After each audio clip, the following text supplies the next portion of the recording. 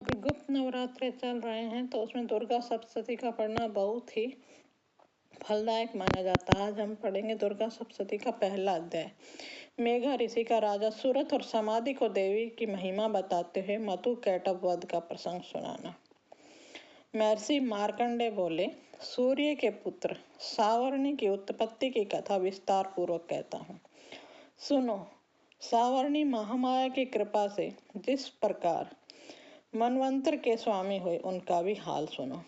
पहले स्वायरोचिक नामक राज्य था। वह प्रजा को अपने पुत्र के समान मानते थे, तो भी कोल विध्वंसी राजा उनके शत्रु बन गए।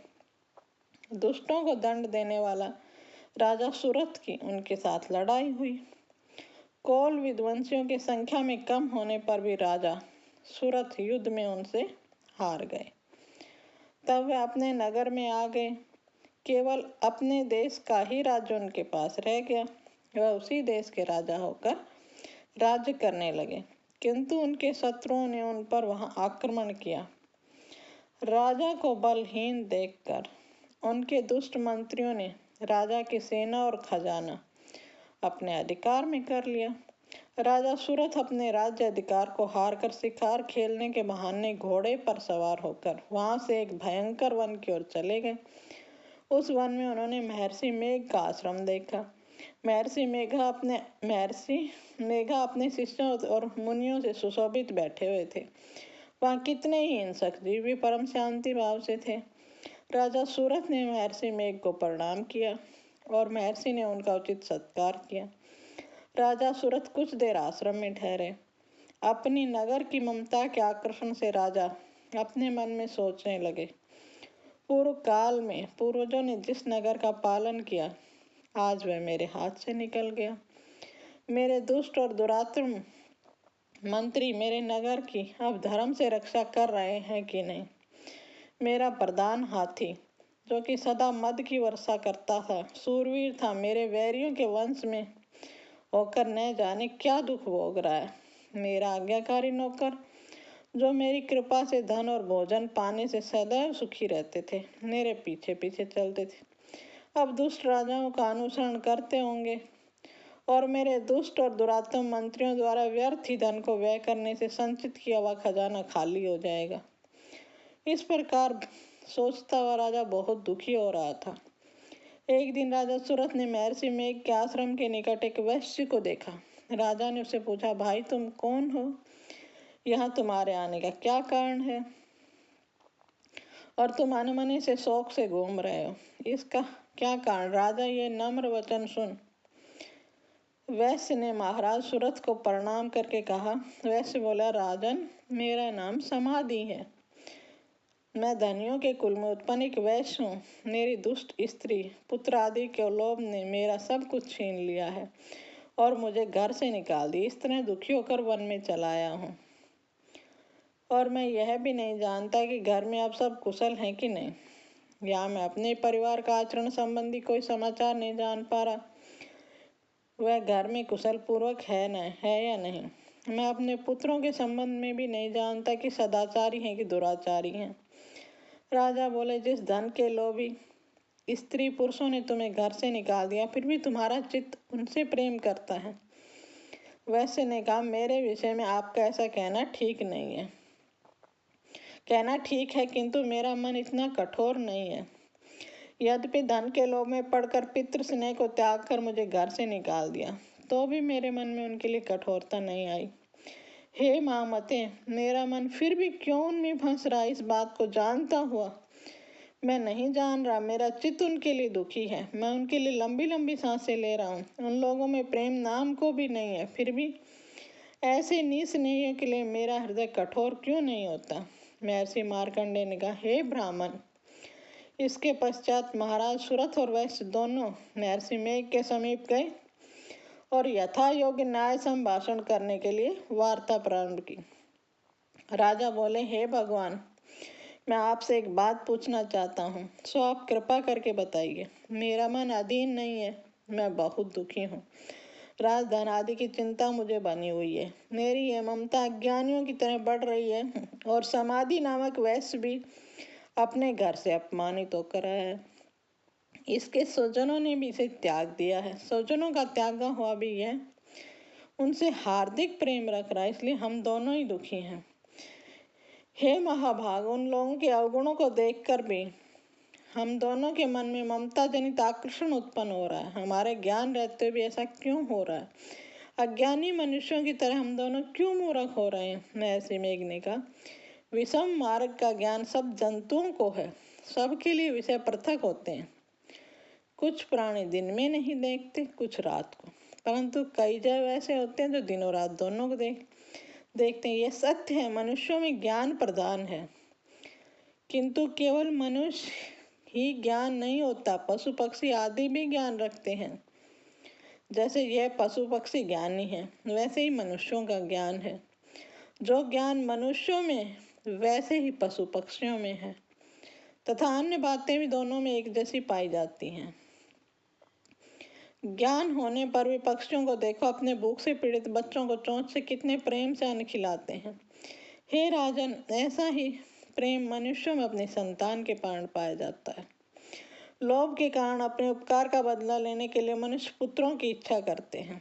इस प्रकार मोह के गड्ढे में गिरा करते हैं। भगवान श्री हरि की जो माया है, उसी से यह संसार मोहित हो रहा है। इसमें आश्चर्य की कोई बात नहीं है, क्योंकि भगवान विष्णु की योग निद्रा है। वह माया ही तो है जिसके कारण संसार मोह में जकड़ा हुआ है। यही महामाया भगवती देवी ज्ञानियों के चित्त को बलपूर्वक खींचकर मोह में डाल देती है, और उसी के द्वारा संपूर्ण जगत की उत्पत्ति होती है। यही भगवती देवी प्रसन्न होकर मुक्ति प्रदान करती है। यही संसार के बंधन का कारण है। संपूर्ण ईश्वरों की स्वामिनी है। महाराज सूरत ने पूछा, भगवान वह देवी कौन सी है जिसको आप महामाया कहते हैं? हे ब्राह्मण, वह कैसे उत्पन्न हुई, उसका कार्य क्या है, उसके चरित्र कौन कौन से हैं? प्रभु, उसका प्रभाव जैसा स्वरूप सब कृपा करके मुझे कहिए।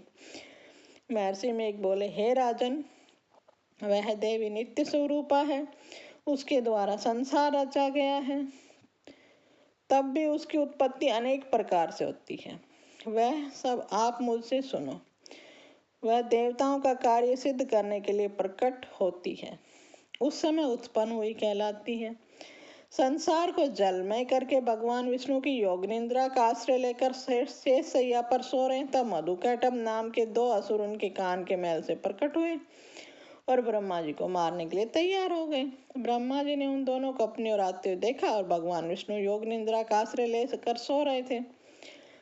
उस समय श्री भगवान को जगाने के लिए उनके नेत्रों में निवास करने वाले योग निद्रा की स्तुति करने लगे। तो श्री ब्रह्मा जी ने कहा, हे देवी, तुम ही स्वा हो, तुम ही स्वदा हो, तुम ही वसटकर हो, स्वर का स्वरूप भी तुम हो, तुम ही जीवन देने वाली सुधा हो। नित्य अक्षर प्रणव में ऐकार उकार मकार, इन तीनों माताओं के रूप में भी तुम ही स्थित हो। इसके अतिरिक्त जो बिंदुपथ अर्धमात्रा है, विशेष रूप से उच्चारण नहीं किया जाता, हे देवी, वह भी तुम ही हो। हे देवी, संध्या, सावित्री और परम जननी भी तुम ही हो।